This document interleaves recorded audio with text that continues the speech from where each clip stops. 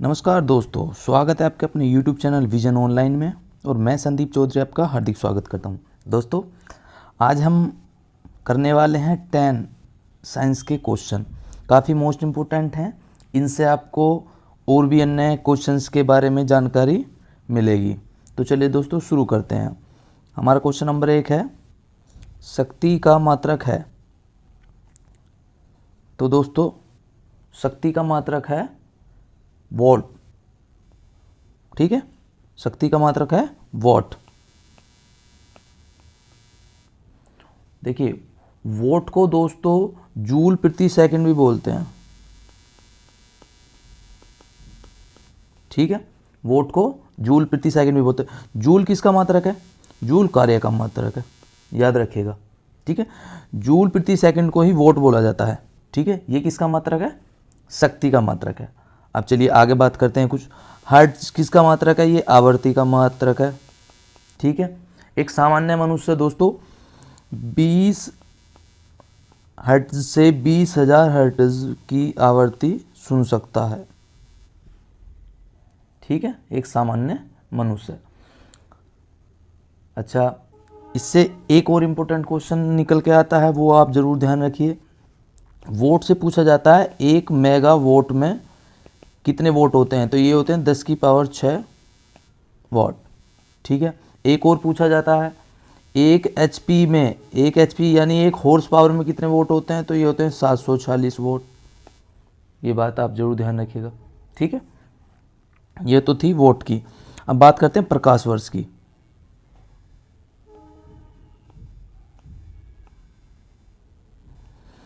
प्रकाश वर्ष क्या होता है? देखिए, ये होता है दूरी का मात्रक, खगोलीय दूरी का मात्रक होता है प्रकाश वर्ष। याद रखिएगा, किसका मात्रक है? दूरी का मात्रक होता है ये। और प्रकाश वर्ष क्या होता है? प्रकाश वर्ष वह दूरी होती है जो प्रकाश द्वारा एक वर्ष में तय की जाती है, उसे ही क्या बोलते हैं? प्रकाश वर्ष कहते हैं। ठीक है, एक लाइट ईयर यानी एक प्रकाश वर्ष में होते हैं दोस्तों 9.46 गुना 10 की पावर 15। 9.46 गुना 10 की पावर 15 मीटर। ठीक है, एक प्रकाश वर्ष में। एक और मात्रक होता पारसेक। पारसेक ये भी दूरी का मात्रक होता, खगोलीय दूरी। क्या बोले? खगोलीय दूरी। और एक पारसेक बराबर होते हैं 3.26 लाइट ईयर। याद रखिएगा। ठीक है, तो प्रकाश वर्ष किसका मात्रक होता है दोस्तों? प्रकाश वर्ष होता है दूरी का। पारसेक भी दूरी का मात्रक हो, खगोलीय दूरी का। ठीक है, ये याद रखिएगा आप। वोल्ट जो होता है, वोल्ट होता है दोस्तों वैद्युत विभवांतर का, वैद्युत विभवांतर का। ठीक है, चलिए आगे बढ़ते हैं। क्वेश्चन नंबर 2 क्या कह रहे हैं? निम्नलिखित में से कौन सा एक सुमेलित नहीं है? देखिए, कौन सा एक सुमेलित नहीं है इनमें से? डेसिबल ध्वनि की प्रबलता की इकाई है, बिल्कुल सही है। ठीक है, जो ध्वनि को मापते हैं वो डेसिबल में ही मापते हैं। ठीक है, नॉटिकल मील जो नौ संचालन में प्रयुक्त दूरी की इकाई है। बिल्कुल करेक्ट बात है। नौ संचालन यानी नौवहन में हम जो मापते हैं लंबाई, वो नॉटिकल मील में मापते हैं। और नोट जहाजों की जो स्पीड मापते हैं हम मापते हैं नोट में। ठीक है, याद रखिएगा, एक नॉटिकल मील में होते हैं 1.852 किलोमीटर। चलिए आगे देखते हैं। ये भी सही है हमारा। एंगस्ट्रॉम क्या होता है? प्रकाश के तरंग दैर्घ्य की इकाई होती है, सही बात है। मैक शक्ति की इकाई, ये नहीं होता, ये आपका गलत है। मैक क्या होता है? मैक समझ लीजिए, मैक होता है उच्च वेग की इकाई। मैक क्या होता है? कि कोई भी जो बहुत तेज वेग होता है उसको मापते हैं मैक में। मैक होता है जो हमारी ध्वनि की इकाई होती है, जो चीज ध्वनि की इकाई से ज़्यादा गति में चलती है उसे हम मैक में मापते हैं। अर्थात 1 मैक बराबर होते हैं 340.3 मीटर प्रति सेकंड। ठीक है, अच्छा चलिए आगे देखते हैं। शक्ति की इकाई दिया हुआ है इसमें, शक्ति की इकाई, तो शक्ति की इकाई होता है दोस्तों वॉट। अभी हमने पीछे बात की थी ऊपर, वॉट। शक्ति की इकाई क्या होती है? वोट होती है। चलिए कुछ और अन्य हम बातों को जान लेते हैं। जैसे हम नॉटिकल मील की बात कर रहे थे, तो नॉटिकल मील, एक नॉटिकल माइल में कितने? 1.852 किलोमीटर होते हैं, याद रखिएगा। एक यंत्र होता है फेदोमीटर। फेदोमीटर का यूज हम करते हैं समुद्र की गहराई मापने में। ठीक है, समुद्र की गहराई मापने में। अब इस एंगस्ट्रॉम पे आ जाइए। एक एंगस्ट्रॉम को इस तरीके से डिनोट करते हैं, ए के ऊपर 0 लगाते हैं। एक एंगस्ट्रॉम में 10⁻10 मीटर होते हैं दोस्तों, याद रखिएगा, काफ़ी कई बार आया हुआ है। और क्या नापते हैं एंगस्ट्रॉम से? प्रकाश के तरंग दैर्घ्य को नापते हैं। एक और क्वेश्चन आता है 1 नैनोमीटर। ठीक है, 1 नैनोमीटर में 10⁻9 मीटर होते हैं। नैनोमीटर का प्रयोग हम मूलतः अणुओं व परमाणुओं, मोल्स जो है, उनका आकार व्यक्त करने के लिए करते हैं। एक और क्वेश्चन आता है, इसमें एक आता है 1 माइक्रोन मीटर। ठीक है, इस तरीके से डिनोट करते हैं, 1 माइक्रोन। इसमें होते हैं 10⁻6 मीटर। ठीक है, तो ये आप याद रखिएगा। चलिए आगे बढ़ते हैं दोस्तों। ये है यहाँ पे मैक दोस्तों। ठीक है,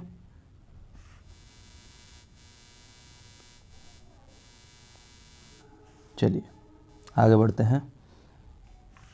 पायरोमीटर किसके मापन में प्रयोग किया जाता है? दोस्तों पायरोमीटर होता है उच्च तापमापी। ठीक है, इसको विकिरण तापमापी भी बोलते हैं। उच्च ताप को मापने के लिए ये प्रयुक्त होता है। क्या बोलते हैं इसको? विकिरण तापमापी। विकिरण तापमापी भी बोलते हैं इसको। ठीक है, उच्च ताप को मापने के लिए, दूर ताप को मापने के लिए, जैसे सूरज का ताप है, इसको हम किससे मापेंगे? पायरोमीटर से मापेंगे। देखिए, वायुमंडलीय दाब को मापने के लिए काम आता है बैरोमीटर। ठीक है,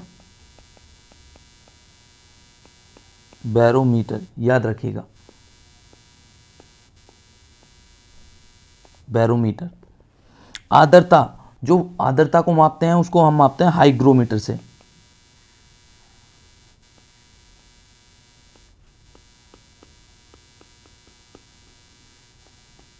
किससे? हाइग्रोमीटर से। हाइग्रोमीटर से आर्द्रता को मापा जाता है, हाइग्रोमीटर से।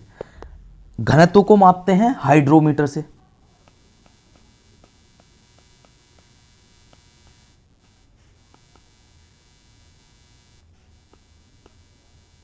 किससे? हाइड्रोमीटर से। ठीक है, अगर हम दाब की बात करें, वायुमंडलीय दाब को तो मापते हैं बैरोमीटर से, लेकिन गैसों के दाब को मापते हैं हम मैनोमीटर से। मैनोमीटर। ठीक है, इससे क्या मापा जाता है? गैसों का दाब।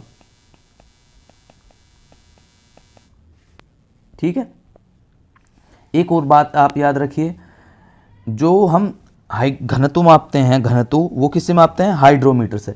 लेकिन ये द्रव और जल का घनत्व मापते हैं। अगर हम दूध की शुद्धता हमें ज्ञात करनी हो तो उसके लिए हम माप लेते हैं लैक्टोमीटर। लैक्टोमीटर। ठीक है, चलिए आगे बढ़ते हैं दोस्तों। निम्नलिखित युग्मों में से कौन सा एक सुमेलित नहीं है? कार्डियोग्राम हृदय की धड़कनों को चित्रित करने में काम आता है। सही है, बिल्कुल करेक्ट बात है। कार्डियोग्राम जो होता है एक यंत्र होता है जो हमारा हार्ट है उसकी जो धड़कन है उनको प्रिंट करता है। ठीक है, तो ये ठीक है हमारा। स्फेग्नय मैनोमीटर रक्तचाप, ब्लड प्रेशर मापने के काम आता है। बिल्कुल सही है। लक्समीटर, देखिए लक्समीटर क्या काम करता है? लक्समीटर से दोस्तों प्रकाश की तीव्रता को मापते हैं। प्रकाश की तीव्रता को मापा जाता है लक्समीटर से। ठीक है, तो ये है हमारा गलत। लक्समीटर से क्या मापते हैं हम? प्रकाश की तीव्रता। प्रकाश की तीव्रता मापने का यंत्र होता है लक्समीटर। ठीक है। कैरेटोमीटर, सोने की शुद्धता का पता लगाने के लिए, बिल्कुल ये भी सही है। इन्होंने दिया हुआ रेडियो तरंगों द्वारा वस्तुओं की स्थिति ज्ञात करने में। देखिए रेडियो तरंगों द्वारा वस्तुओं की स्थिति हम ज्ञात करते हैं रडार द्वारा। एक यंत्र होता है रडार, RADAR, इसकी फुल फॉर्म होती है रेडियो डिटेक्शन एंड रेंजिंग। ठीक है, radio detection and ranging. Radio तरंगों द्वारा हम किसी भी वस्तुओं की उसकी गति को, उसकी ऊंचाई को मापते हैं और किस दिशा में वो जा रही है। ठीक है, चलिए आगे बढ़ते हैं। दो समान द्रव्यमान की वस्तुओं की गतिज ऊर्जाओं का अनुपात 4:9 है तो उनके वेगों का अनुपात होगा। देखिए गतिज ऊर्जा का अनुपात 4:9 दिया हुआ है। ठीक है, देखिए किसी भी वस्तु में उसकी गति के कारण जो ऊर्जा उत्पन्न होती है उसे गतिज ऊर्जा बोलते हैं, काइनेटिक एनर्जी। काइनेटिक एनर्जी का एक फॉर्मूला होता है K बराबर 1/2 mv², यानी उसका वस्तु का द्रव्यमान और किस वेग से चल रही है उसका गुणनफल कर दो और उसका 1/2 कर दो तो उससे हमारी क्या आ जाएगी, उस वस्तु की गतिज ऊर्जा आ जाएगी। अब यहाँ पे इन्होंने बोला है समान द्रव्यमान, यानी द्रव्यमान क्या है, दोनों का क्या है, m है, समान द्रव्यमान है। ठीक है, गतिज ऊर्जाओं का अनुपात 4:9 है। हम मानते हैं कि पहले की गतिज ऊर्जा K1 बराबर हाफ समान द्रव्यमान है। वेग हमने इसका v1 माना, v1 का होल स्क्वायर, v1 का स्क्वायर। फिर K2 दूसरे की 1/2 द्रव्यमान सेम है, इसका v2 माना। ठीक है, अब ये जो K1 और K2 दिया हुआ ये कितना दिया हुआ हमारा 4:9 दिया हुआ। देखिए 1/2 से 1/2 कैंसिल, 1 m से m कैंसिल। जब हम यहाँ से 2 हटाएंगे ये स्क्वायर वाला तो इधर आ जाएगा स्क्वायर रूट और यहाँ से v1/v2 आ जाएगा 2/3।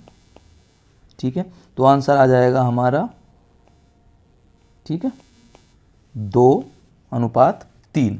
ठीक है, चलिए आगे बढ़ते हैं। हवाओं की ऊर्जा, देखिए हवाओं की ऊर्जा कैसी होती है, हवा में किसके कारण ऊर्जा होती है, उसकी गति के कारण। ठीक है, बहती हुई हवा में केवल गतिज ऊर्जा होती है। ठीक है, बहती हुई हवा में केवल गतिज ऊर्जा होती है। गतिज ऊर्जा को हम विद्युत ऊर्जा में किस में बदलते हैं, पवन चक्कियों द्वारा। पवन चक्कियों द्वारा जो पवन ऊर्जा होती है, जो हवा की ऊर्जा होती है, उसको हम यांत्रिक ऊर्जा में बदलते हैं और वहीं डायनोमो द्वारा उसको हम विद्युत ऊर्जा में बदलते हैं। अर्थात हम कह सकते हैं कि पवन ऊर्जा को हम विद्युत ऊर्जा में बदलते हैं पवन चक्की के द्वारा। चलिए, गुरुत्वाकर्षण के सार्वभौमिक नियम का प्रतिपादन किसने किया था, तो ये किया था दोस्तों न्यूटन ने। ठीक है, न्यूटन ने गुरुत्वाकर्षण के नियम का प्रतिपादन किया था। इन्होंने बताया था कि दो पिंडों के बीच अगर कोई दो पिंड हैं, ये है m1, ये है m2, इनके बीच एक आकर्षण बल काम करता है। ठीक है, और वो आकर्षण बल का जो परिणाम होता है इन दोनों के पिंडों के गुणनफल m1 गुना m2 के समानुपाती होता है। ठीक है, और ये आकर्षण बल इनकी दूरी के व्युत्क्रमानुपाती होता है। तो F बराबर यहां से क्या हो जाएगा, m1 गुना m2 बटे r²। जब ये हटाएंगे हम यहाँ से तो यहाँ आ जाता है g, जिसे बोलते हैं गुरुत्वाकर्षण नियतांक।